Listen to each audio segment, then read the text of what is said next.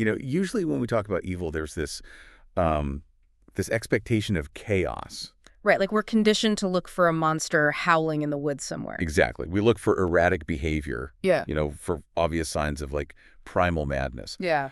But you don't find the most terrifying monsters hiding in the shadows. You find them sitting at a desk, filling out a grant application. Right. It is the absolute definition of systematized, institutionalized brutality. Yeah. A place where the fangs and claws are literally replaced by filing cabinets and laboratory flasks and just meticulous paperwork. And that is exactly the landscape we are stepping into today. So welcome to another deep dive. Glad to be here. We are opening a massive stack of historical documents today. We've got medical humanities journals, survivor testimonies, post-war intelligence files. It's a lot of material. It is. Our mission today, for you listening, is to understand the architecture of one of the darkest figures of the 20th century, Dr. Josef Mengele. We have archival ledgers from the Auschwitz-Birkenau State Museum right here on the table. We're examining academic papers detailing the ethics of tainted medical data. Specifically focusing on Edward Pernkopf's anatomical atlas, which is fascinating. Right, exactly. And we are dissecting the incredibly complex post-war forensic and intelligence reports of the manhunt that followed him. It is an overwhelming amount of documentation, honestly. Yeah, it really is. And what becomes immediately clear when you look at these primary sources is that the pop culture image of Mengele as this chaotic mad scientist or some jungle-dwelling supervillain, it's entirely inaccurate. Probably. The reality is far more terrifying because it was this highly structured, state-funded, and bureaucratic system of cruelty. And before we go any further, I need to offer a clear disclaimer to you, the listener. Yeah, this is important. The documents we are exploring today touch upon deeply horrifying racial ideologies, profound ethical failures in the medical establishment, and, frankly, unspeakable crimes against humanity. Yes. We are not taking any political sides here. We aren't endorsing any of the viewpoints or ideologies or rationalizations found in these historical texts. Absolutely not. Our sole purpose is to impartially report the factual content of the source material provided. We just want to help you understand the literal mechanisms of this history. We are looking at how this happened, structurally and systemically. Right. And that structural understanding is vital because to comprehend the atrocities, we first have to understand the environment that actually produced the perpetrator. Right. If we set the scene in 1930s Germany, we start to see that this individual did not emerge from a vacuum. No, not at all. He was a product of his time, his society, and most importantly, his education. His education, yeah. Before we examine the crimes themselves, we really must look at the classroom. Yep. How did a promising medical student become an architect of systematic murder? Well, first we had to dismantle the loner outcast stereotype right away. Yeah, that's a big myth. Josef Mengele wasn't some marginalized social reject harboring a bitter grudge against the world. He was born in 1911 in this Bavarian town, Günzburg. And he came from an incredibly prosperous family. Very prosperous. His parents, Karl and Walburga, were essentially local tycoons. They owned this highly successful company that manufactured agricultural machinery. The Mengele firm was actually the largest employer in the entire region. Yeah, they were the local elite, highly respected, just deeply embedded in the civic life of the town. Right. Which gave him this immediate baseline of privilege and, confidence. He was the eldest son, too. The absolute apple of his parents' eye. His friends called him Beppo, apparently. Beppo, yeah. He was popular. He had diverse interests. Music, art, skiing.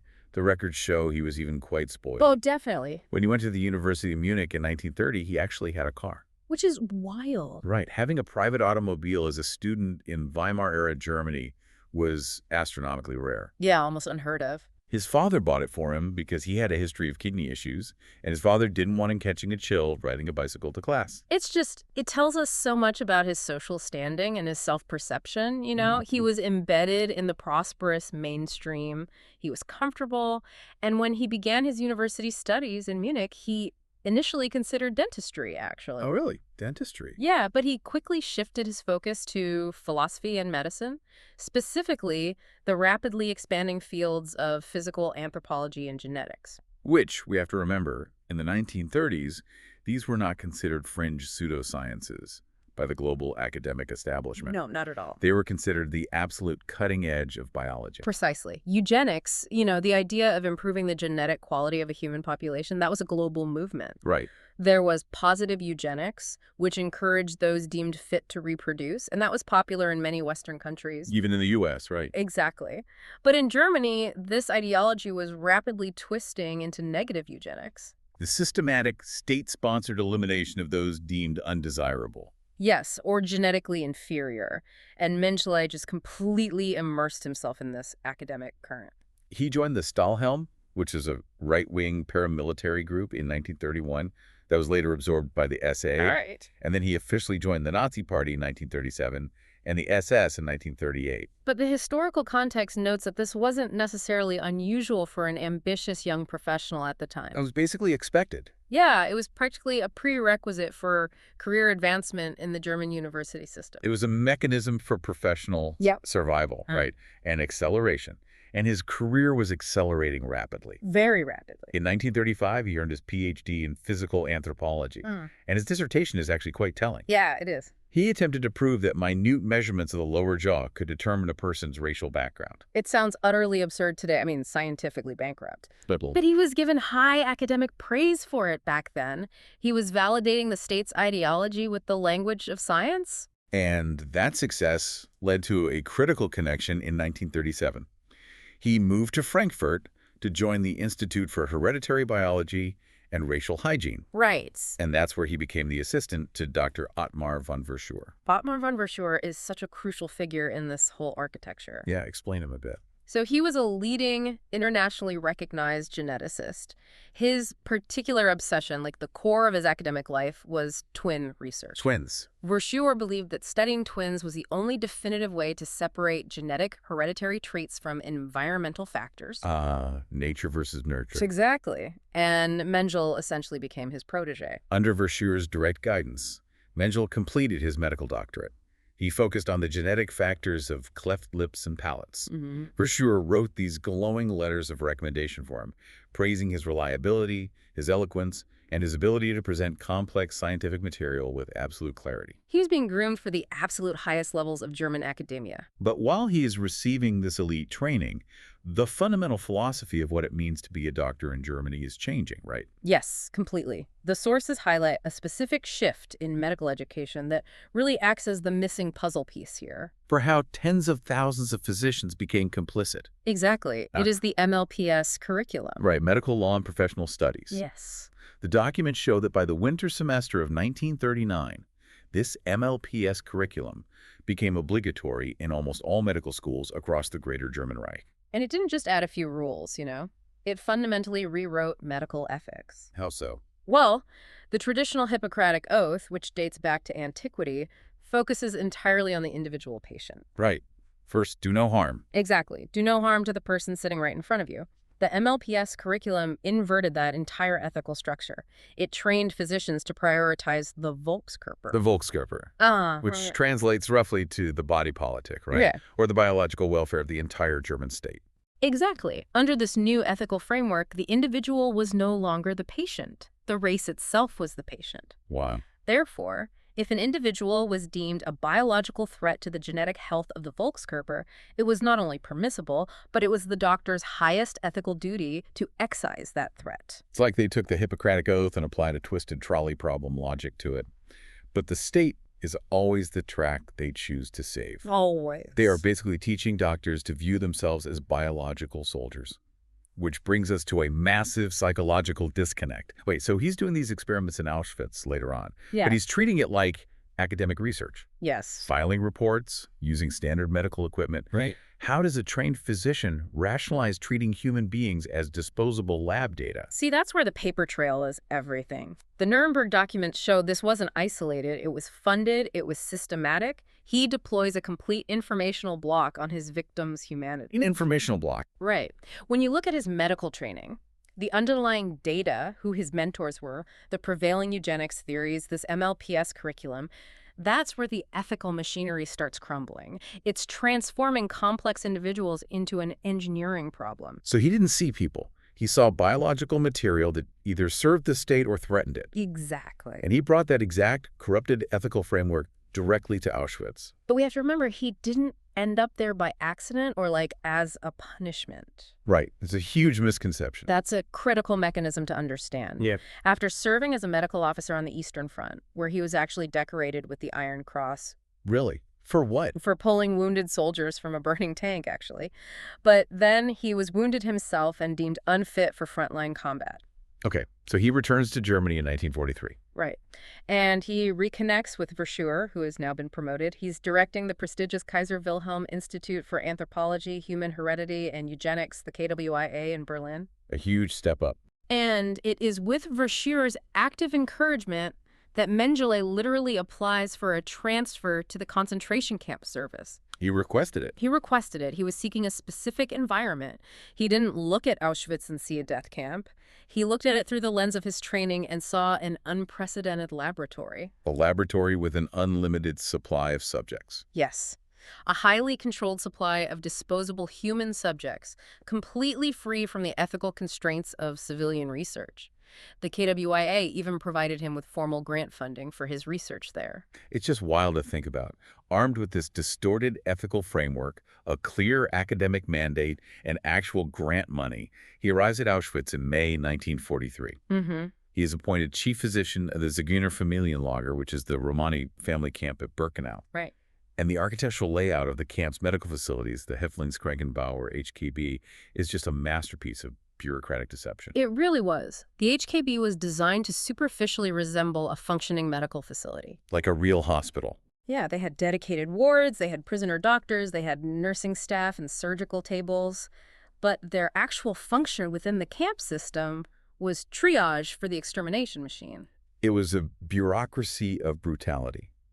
The SS doctors, including Mengele, rarely treated patients themselves, right? Almost never. They supervised the prisoner doctors who were forced to work under threat of death.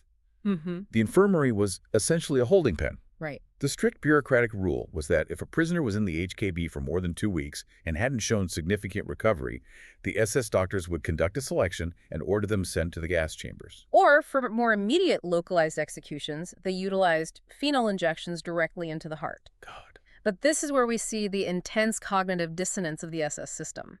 While this mechanized mass murder is occurring daily, the camp administration required the prisoner medical staff to maintain immaculate, standard hospital records. That is the detail that is so hard to process. They filed standard laboratory test results. They kept daily temperature charts. They maintained strict medication logs for patients who had already been selected and marked for death. I know. Why go through the exhausting administrative effort to chart the blood pressure of someone you are going to kill tomorrow? It served two purposes, really. First, it maintained the illusion of a standard functioning medical facility for any high-level official oversight or, say, Red Cross inspections. Okay. But more importantly, it provided a bureaucratic cover for the murders. If someone was tortured to death by the Gestapo during interrogation, or deliberately starved, or executed via phenol injection, the paperwork required an appropriate natural cause of death to be officially recorded. So they would write heart failure, typhus, pneumonia. Exactly. It was the complete institutionalization of deception. It was turning murder into a filing error. And within this surreal environment of false paperwork and mechanized death, Mengele set up his own highly specific, highly funded research complex. Yes. The documents provide a deeply unsettling look at his methodology through the Noma Facie project. Right, the Noma project. So Noma facie, or gangrenous stomatitis, is a horrifying bacterial disease. It causes the rapid ulceration and gangrene of the mucous membranes of the face and mouth. It literally eats away the flesh of the face. Yes. But the crucial medical context here is that Noma is almost entirely caused by extreme, prolonged malnutrition, severe stress, and terrible hygiene. Right, it's environmental. It is a disease of extreme poverty and deprivation, which of course were the exact deliberate conditions the prisoners were forced into by the SS. Yet, driven entirely by his racial science training, Mengele hypothesized that the outbreak in the Romani camp wasn't caused by the conditions the SS created. You blame their genetics. Exactly. He thought it was a genetic racial susceptibility specific to the Roma and Sinti people. He wanted to prove it was a hereditary flaw. And the way he goes about this is chillingly formal. He sets up a dedicated research ward in Block 22. He brings in prisoner pediatricians like Dr. Berthel Epstein to assist him. And his demand for data was just insatiable. He didn't have color photography readily available for medical documentation, right? No, not at that scale. So he forced a prisoner artist, a man named Vladimir Zlomal, to paint detailed watercolors of the victims' faces as the gangrene deteriorated their flesh. He needed the exact discoloration of the necrotic tissue captured for his academic files back in Berlin. He was treating a camp epidemic as a unique academic windfall. But it goes beyond paintings. The bureaucratic paper trail for this one study is immense. He utilized standard specimen registration cards. Yeah? He took massive amounts of tissue samples, swabs of oral mucosa, extracted teeth, microscopic pieces of the ulcers, portions of salivary glands. He formally packaged them, logged them, and sent them by SS courier to the Hygiene Institute at Rajsko, which was a few kilometers away, for deep laboratory analysis. He meticulously recorded the biographical data of the victims. The ledgers list 4-year-old children. It's awful. And when the children inevitably died from the disease, or when he ordered them killed because the disease had run its observable course, he performed detailed autopsies and retained microscopic tissue samples as a permanent academic collection. He completely compartmentalized. He couldn't do the work if he saw them as human children, so he mentally recategorized them as biological raw material. Right. They weren't patients. They were petri dishes. Exactly. The forms, the specimen jars, the precise watercolors, these were the tools of standard science. By employing them, he was reinforcing his own self-image as a dedicated, objective researcher, completely insulated from the moral reality of the suffering he was orchestrating. But, the NOMA project was secondary to his primary focus. Right. The twins. The centerpiece of his work at Auschwitz, the research that cemented his infamy, was the twin experiments. And this connects directly back to the intellectual architecture built by his mentor, for sure. Because the ultimate ideological goal of the Nazi state was demographic dominance. Yes. If they could unlock the genetic triggers for multiple births, if they could somehow induce German women to consistently give birth to twins with desired Aryan traits, they could exponentially increase their population to hold the conquered territories of Eastern Europe. And Auschwitz provided an environment that no civilian geneticist could ever dream of. With hundreds of thousands of Jewish and Romani families being deported to Birkenau, Mengele had access to more twin pairs in one centralized location than any researcher in human history. He had specific barracks, Block 14, set aside just for them. Mm-hmm. He created a deeply perverse psychological dynamic. He provided the twins with slightly better food. He let them keep their own clothes rather than wearing camp uniforms for a time. The younger children were actually instructed to call him Uncle Mengele. He brought them sweets and chocolates. It was a horrific manipulation. He gained their trust to ensure their compliance during the grueling, endless physical examinations. And the experiments were agonizing. They involved hours upon hours of being measured with precise calipers. Every millimeter of their skulls, noses, ears, and limbs was recorded in triplicate. They underwent excruciating eye exams, painful dental extractions, and massive debilitating blood draws. And here we must address the historical reality versus the pop culture mythology. Right, this is a big one. Because there is a pervasive myth that Mengele physically sewed twins together in an attempt to create artificial conjoined twins. I've heard that so many times. Right. However, when you dig into the comprehensive medical documentation and the rigorous analysis of survivor testimonies, that specific graphic myth appears to be a misunderstanding of a different but equally barbaric procedure. Yeah, if you look at the forensic analysis and his actual medical background, that sewing myth falls apart. Exactly. He was a trained physician. He knew perfectly well that literally suturing the skin and blood vessels of two separate people together would simply result in rapid, massive tissue rejection, gangrene, and death within days. It would yield zero genetic data. None. What he did do, which likely birthed this rumor, was perform massive cross-transfusions of blood between twins without conducting any prior blood typing or cross-matching tests. He was trying to observe the physiological reaction to foreign biological material between genetically identical and not identical subjects. Right. He would connect the twins with large-bore needles and medical tubing, pumping blood directly from one to the other. When the blood types inevitably clashed, The children suffered massive hemolytic reactions, going into severe shock, experiencing kidney failure, and dying in agony. And that visual terrified children physically connected to one another by a network of medical tubing is almost certainly where the sewed-together narrative originated among the other prisoners who witnessed it. That makes total sense. And the most gruesome aspect of the twin studies was how they ended.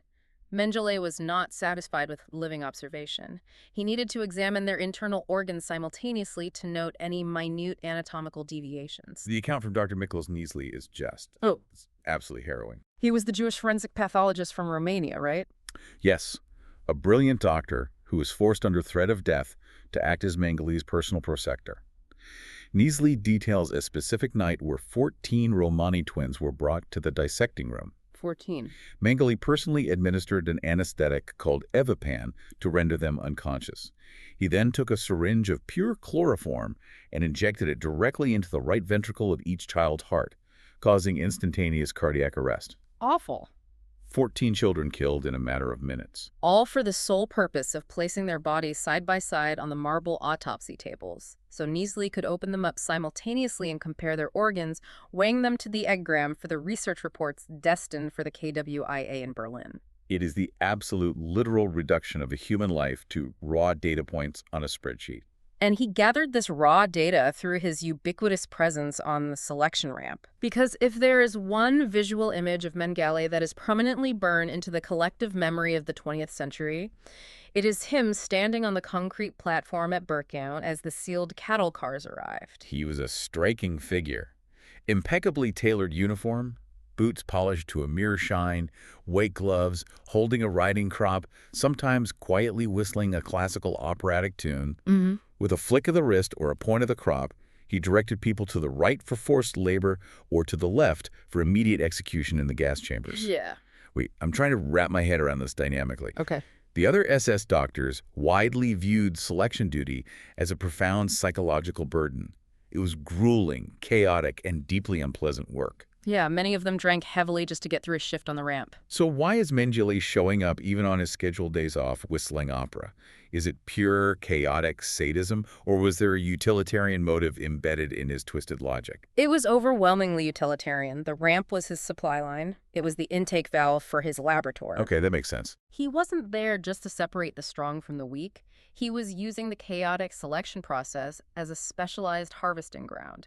He was scanning the thousands of terrified, exhausted people pouring out of the trains, hunting specifically for anomalies. He was looking for twins, obviously. Yes. But he also pulled people with dwarfism, people with physical deformities, and individuals with heterochromia, which is the genetic condition of having two different colored eyes. Exactly. He was literally extracting his test subjects from the line before the state could exterminate them. And when his experiments on them were concluded, or when he's simply tired of observing them, he killed them. He literally executed prisoners with heterochromia, surgically extracted their eyes, preserved them, and pinned them to a board to send via courier to his colleague, Corinne Magnuson, back at the Institute in Berlin. It's just this meticulous packaging of biological material, the filing of reports, the shipping of human specimens back to the prestigious academic institutions in Germany. It brings us to a deeply uncomfortable crossroads in this deep dive. It really does. Because the data produced by this systematized cruelty didn't just evaporate when the war ended. Much of it was seamlessly integrated into the scientific and medical corpus of the mid-20th century. Which forces us to confront the profoundly complex ethics of tainted data. What happens to the knowledge generated by absolute immorality? The sources provide an incredibly potent case study for this exact dilemma. Edward Pernkopf's Anatomical Atlas. Oh, this is a fascinating example. Let's examine how this functioned. Edward Pernkopf created a masterwork called Topographische Anatomie des Menschen, or the Atlas of Topographical and Applied Human Anatomy. Right. In the medical field, this book is legendary. The illustrations are incredibly detailed, richly colored, layered, and considered by many surgeons to be an unparalleled masterpiece of anatomical art. From a purely biological, illustrative, and pedagogical standpoint, it was a benchmark text. It showed the human body with a clarity that photography simply couldn't match at the time. Right. But the literal, physical context of its creation makes it morally radioactive. Pernkopf was the director of the Institute of Anatomy in Vienna during the rise of the Nazi regime. He was a fervent National Socialist. Very fervent. After the Anschluss, the annexation of Austria in 1938, a specific legal decree was enacted stating that the bodies of all executed prisoners were to be immediately transferred to the nearest academic anatomy department for dissection and study. As a result, thousands of victims of Nazi terror political dissidents, Jewish citizens, resistance fighters were executed and delivered by the truckload to Pernkopf's Institute in Vienna. Jeez. And those murdered individuals are the bodies depicted in his world-renowned atlas. And the evidence of this isn't subtle. It isn't hidden in some secret archive. If you look closely at the original illustrations, at the signatures of the artists who painted these anatomical plates, you can see embedded Nazi iconography. Yeah, right there on the page. The artists, Eric Lepierre, Karl Infresser, and others, painted their political allegiance right into the work. They incorporated swastikas and the twin lightning bolts of the SS directly into their signatures, right next to the meticulously dissected bodies of the regime's victims. For decades after the war, this book was standard issue. It was used in operating rooms and medical schools worldwide. Surgeons just looked at the precise rendering of peripheral nerves and muscle fascia, and they didn't ask where the bodies came from. But our documentation details a specific medical humanities seminar held at the University of Buffalo that tackled this head-on. I love this case study. The Special Collections librarians brought the physical vintage copies of the Pernkopf Atlas out of the archives for third-year medical students. They opened the books, they showed them the SS bolts and the signatures, they explained the 1938 decree, and then they posed a massive ethical question. It is a question that challenges the very foundation of how we value scientific knowledge versus human dignity. What do you do with this data? It's the analog equivalent of a breakthrough AI medical diagnostic model today, but suddenly finding out the training data was obtained by physically torturing non-consenting patients. Perfect analogy. Do you delete the algorithm that could theoretically save lives tomorrow because of how it was built yesterday? I want to ask you, the listener, right now, what would you do? It's tough. You have a textbook that contains scientifically accurate, highly useful medical data, but it was generated through the systematic murder and dissection of innocent victims. Do you destroy it? Do you lock it away in a vault so no one can ever benefit from the crime? Or do you keep using it to train surgeons? In that University of Buffalo seminar, the students were given an anonymous survey outlining those exact options, and the results were incredibly revealing about modern medical ethics. What were they? 8 out of 10 students surveyed stated that the atlas should not be destroyed or hidden. They argued it should be made freely available in the library if, and this is the absolute crucial condition, it is accompanied by the appropriate, exhaustive historical context. None of the students voted to withdraw or destroy the books. Wow, so the consensus was that while the anatomical data is biologically accurate, you cannot separate that data from its horrific provenance. Absolutely. You have to tell the story of the victims alongside the anatomy of the muscles. You have to force the reader to look at the SS bolts and understand the ultimate cost of that knowledge. You don't censor the science, but you explicitly contextualize the crime. And this intense debate over tainted data connects directly to the broader post-war reckoning that the medical establishment was forced into. After the war, the Allies convened the doctors' trial at Nuremberg, where 20 prominent Nazi doctors and medical administrators were charged with war crimes and crimes against humanity. But the trial exposed a massive, glaring flaw in international law. It really did. The Allies realized there were virtually no universally recognized, codified rules for human experimentation. The defense attorneys for the German doctors actually argued that their horrific experiments didn't technically violate any existing international medical laws, because no such laws existed explicitly prohibiting what they did. Which is a chilling legal void.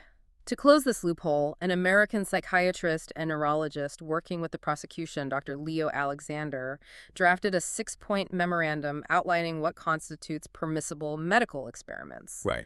This memo was expanded by the judges and evolved into what we now know as the Nuremberg Code. The Nuremberg Code was a seismic shift. Yeah. Its very first, most vital principle established the absolute necessity of voluntary informed consent. Yes, informed consent. It legally mandated that the human subject must have the capacity to give consent, must be fully informed of the risks, and must do so without any element of force, fraud, deceit, or coercion.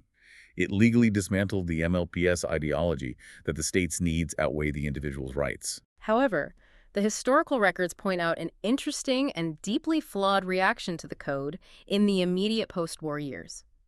Because the Nuremberg Code was so heavily, exclusively associated with the prosecution of Nazi war criminals, many mainstream medical researchers in the United States and Western Europe just dismissed it. Right. They viewed it as a code meant strictly for barbarians. Yeah.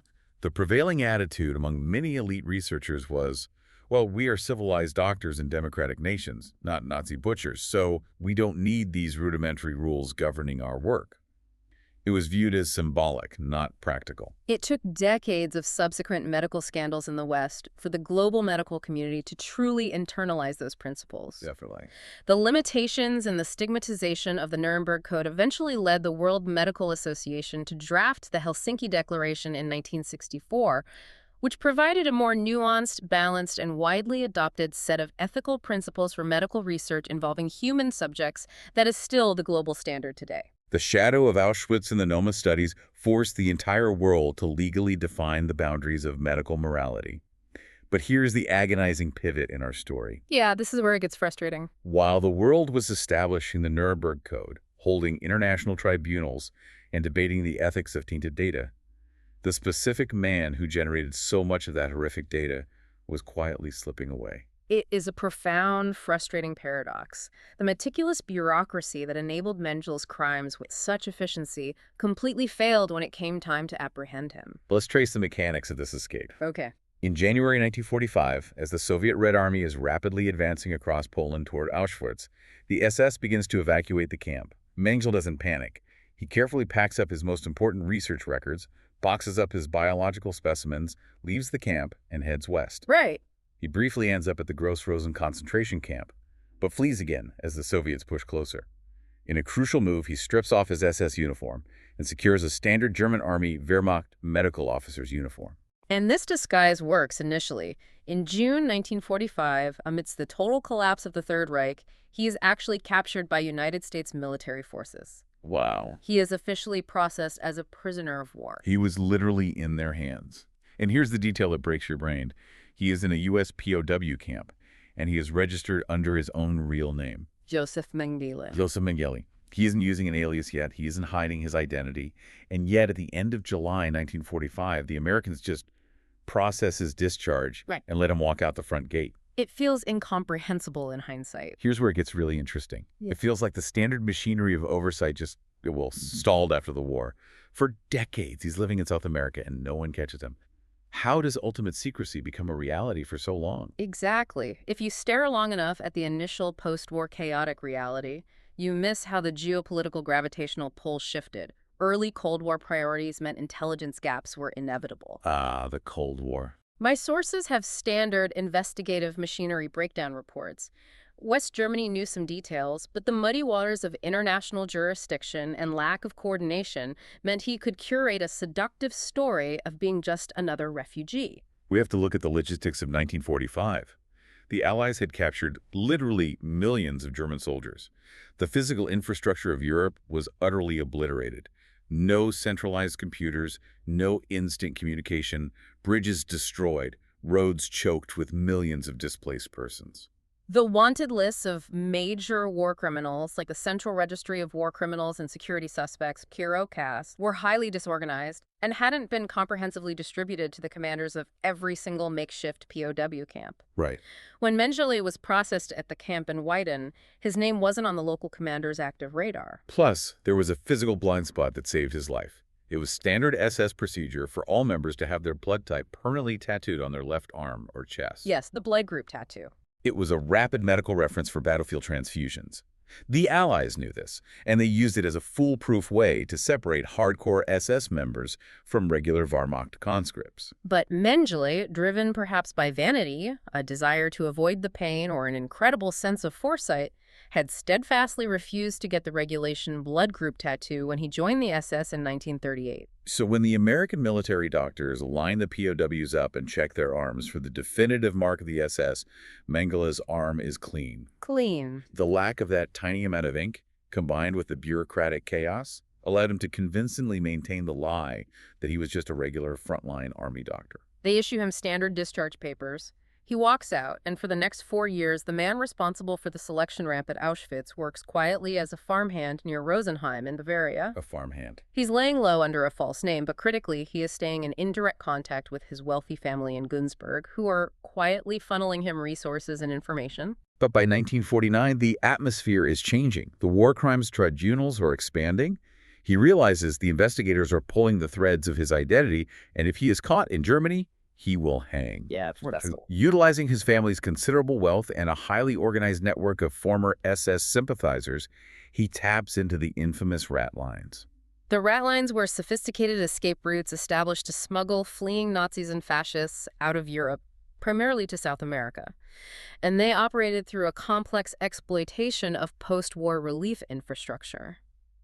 Let's break down how this actually functioned mechanically. Mengele travels secretly across the Alps and makes his way to Genoa, Italy. Genoa was a massive hub for refugees trying to leave Europe. He needs a passport to board a ship, but he obviously can't apply for a German one. So he goes to the International Committee of the Red Cross. The Red Cross in 1949 was completely overwhelmed by the displaced persons crisis. They were issuing emergency travel documents to stateless refugees, but they didn't have a centralized biometric database or background check system. They relied heavily on sworn affidavits and identity vouchers provided by local authorities or clergy. And the rat line networks had thoroughly infiltrated these local authorities. Sympathetic figures, including certain elements within the local Catholic clergy in Genoa who were deeply anti-communist and willing to help fleeing fascists, would vouch for these men. Relying on these forged affidavits, the Red Cross unknowingly issued a legitimate travel passport to Josef Mengele under the alias Helmut Greger. Armed with the Red Cross documentation, Helmut Greger boards a ship in July 1949 and sails across the Atlantic, landing in Buenos Aires, Argentina. Why Argentina, though? Why was South America the ultimate destination for the rat lines? It comes back to state ideology. Argentina was ruled by President Juan Perón. Perón harbored deep sympathies for fascist regimes and admired the militaristic organization of the Axis powers. Right. More pragmatically, he had a specific, deliberate policy of welcoming fleeing European fascists, scientists, and military engineers, hoping to utilize their technical expertise to rapidly modernize Argentina's military and industry. So Mengele didn't land as a hunted fugitive hiding in the shadows. He landed in an environment that was institutionally sympathetic to his background. He wasn't living in a cave. He actually thrived for a while. He felt so secure in Argentina that in the mid-1950s, he actually dropped the Helmut Greger alias. You did? He went to the West German embassy in Buenos Aires and, incredibly, obtained a valid West German passport issued under his real name, Josef Mengele. It's astounding. He is living openly. He becomes a partner in a local pharmaceutical company. He even has his son Rolf brought over from Germany for a ski holiday in the Andes, though the family tells the boy this man is his Uncle Fritz. Uncle Fritz? He is living a comfortable, upper-middle-class life, heavily subsidized by regular cash injections from the family's agricultural machinery business back in Günzburg. But the geopolitical landscape was shifting again. Independent Nazi hunters, men like Simon Wiesenthal and Hermann Langbein, refused to let the cold trails die. They relentlessly dug through civil registries. They eventually uncovered Mengele's divorce papers, which explicitly listed his residential address in Buenos Aires. Armed with this undeniable proof, they publicly forced the West German government into a corner. In 1959, West Germany officially issues a warrant for his arrest and requests his extradition from Argentina. Finally. But the bureaucratic machinery of the Argentine legal system moves at a crawl. By the time the extradition is officially approved, Mengele has been tipped off. He abandons his comfortable life in Buenos Aires and flees across the border to Paraguay. And this flight sets the stage for one of the most agonizing near misses in the history of international intelligence. It brings the Israeli Mossad into the narrative. Yeah, this is a huge moment. In May 1960, the Mossad pulls off what is arguably the most famous intelligence extraction operation in modern history. A team of operatives tracks down Adolf Eichmann, one of the primary logistical architects of the Holocaust, living under an alias in Buenos Aires. Right. They literally grab him off the street, hold him in a safe house, drug him, dress him as an owl flight attendant, and smuggle him on a commercial flight to Israel to stand trial. The Eichmann capture sent absolute shockwaves through the community of escaped Nazis in South America. But what the internal intelligence files reveal is that during the planning and execution of the Eichmann snatch, the Mossad was acutely aware that Mengele was operating in the exact same region.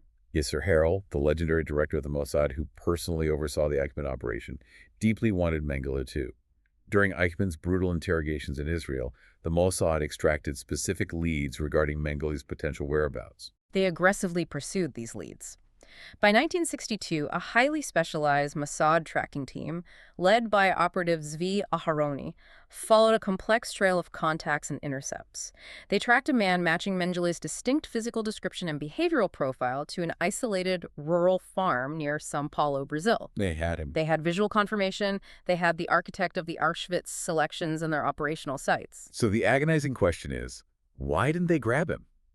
If you have him in the crosshairs, why does the manhunt suddenly stop? Geopolitical realities and severe resource limitations interfered once again.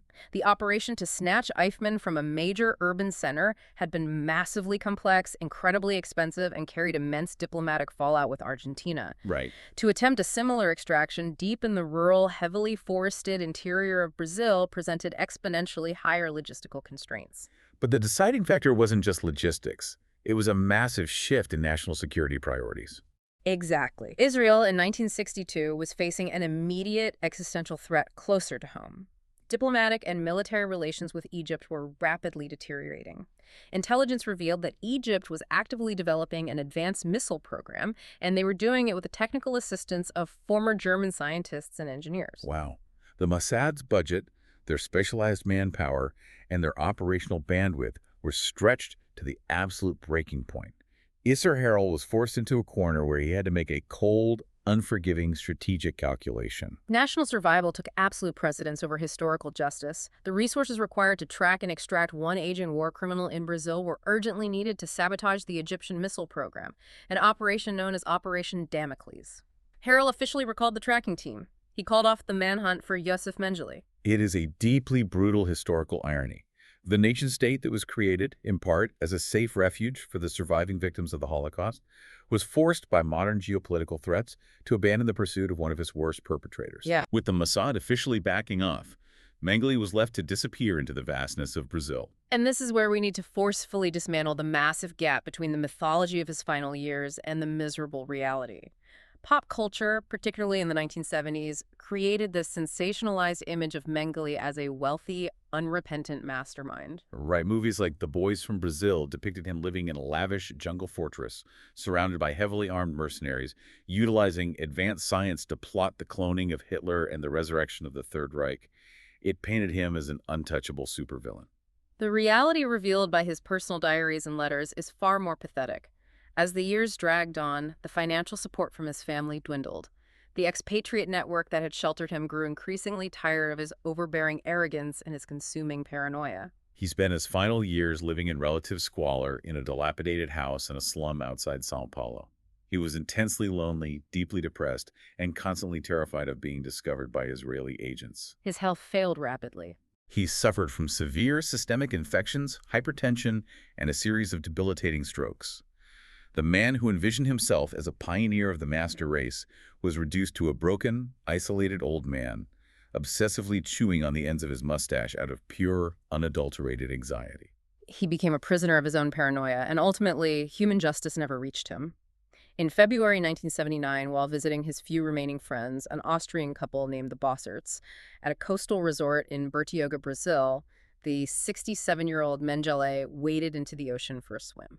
And he suffered a massive ischemic stroke in the water and drowned. His friends quietly pulled his body from the surf and buried him under the false name of another friend, Wolfgang Gerhard. He evaded human justice. The legal system failed to hold him accountable. But as we move into the final chapter of our deep dive, we see that the truth about his fate could not evade the relentless, objective march of scientific and forensic technology. Yes, the forensic matrix. This is where the narrative shifts from historical evasion to scientific confirmation. Because for years after his death in 1979, the world didn't know he was gone. The rumors only grew louder.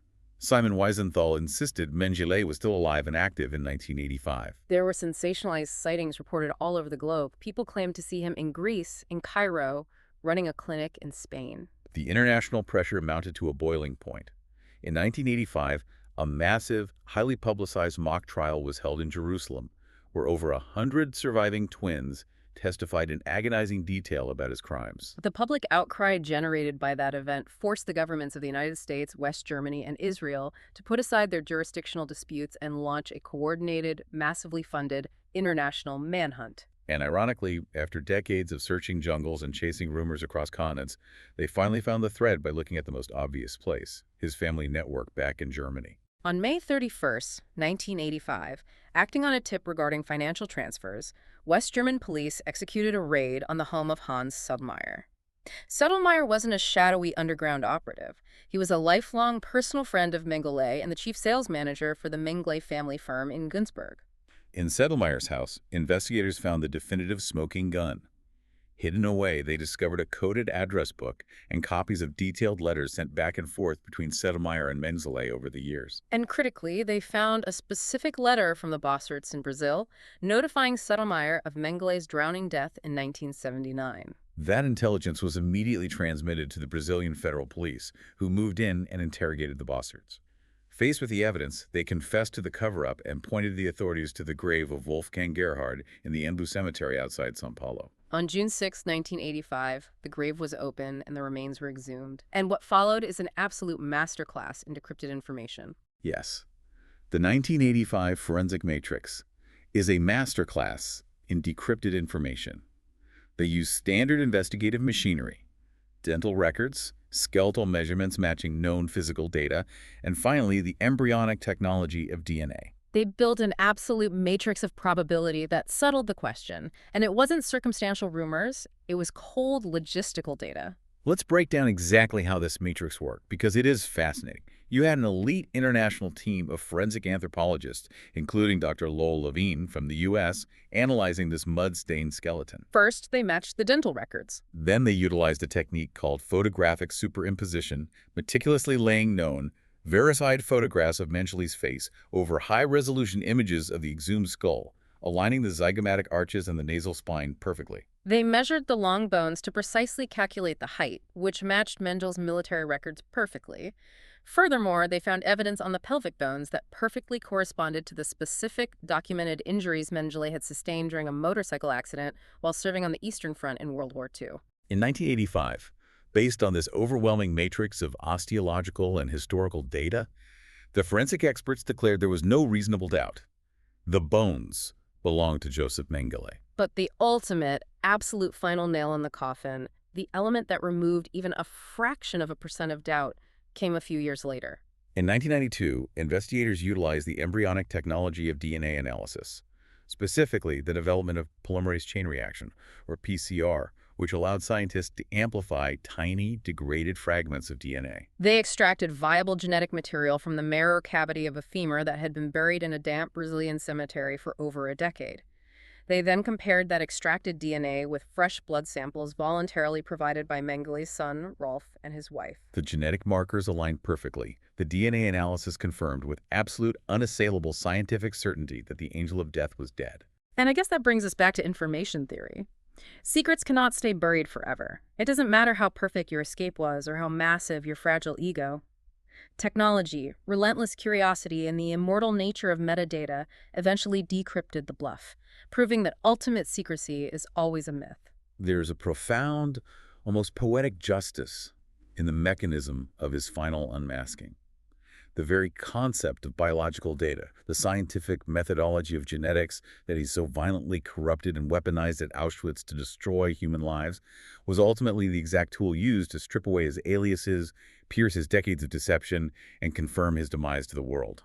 Science, functioning properly and ethically, uncovered the truth that a lifetime of ideological lies tried to hide. We have covered a tremendous heavy amount of ground today, and as we close this deep dive, I want to speak directly to you, the listener, about why pulling apart the mechanisms of this history matters today. Because history isn't just a static list of dates, locations, and names. It is a mirror reflecting the vulnerabilities of our own systems. Understanding the architecture of this cruelty is essential. Understanding how highly educated professionals, doctors, anthropologists, geneticists, people sworn to heal, could utilize bureaucratic logic to justify systematized murder acts as a permanent warning siren for modern society. It reminds us of the absolute, non-negotiable necessity of critical thinking. It highlights exactly why the concept of informed consent isn't just bureaucratic red tape, but the foundational bedrock of medical ethics. Yes. And it warns us to always question any institution, any policy, or any curriculum that attempts to prioritize an abstract political ideology or the theoretical welfare of the state over individual human dignity. The exact moment a complex human being is reduced to mere data or a biological problem to be solved, the ethical machinery has catastrophically failed. And if we look at the legacy of his eventual identification, there is a final vital thought I want to leave you with. Think about the forensic matrix we just discussed. If the relatively rudimentary forensic technology of the 1980s and the very early embryonic DNA analysis of the 1990s could definitively unmask a ghost, a man who had successfully hidden behind false identities, sympathetic governments, and international borders for over 30 years. Consider what the immortal nature of digital metadata means today. In an era where every physical movement, every financial transaction, every digital communication, and every biometric scan leaves a permanent, highly searchable digital footprint. Is it even functionally possible for the perpetrators of modern human rights abuses to ever truly disappear into the shadows? The tools of accountability have evolved just as rapidly, if not more so, than the tools of harm. The paper trail has become a digital canyon. That is a profound and necessary question to carry with you. Thank you for joining us on this intense, complex, but absolutely vital deep dive. Keep questioning the world around you. Keep looking beneath the surface of the institutions you trust. And remember that when you step into the diagnostic muddy waters of history, the X-ray machine might be broken, but the truth always leaves a trace. Stay curious.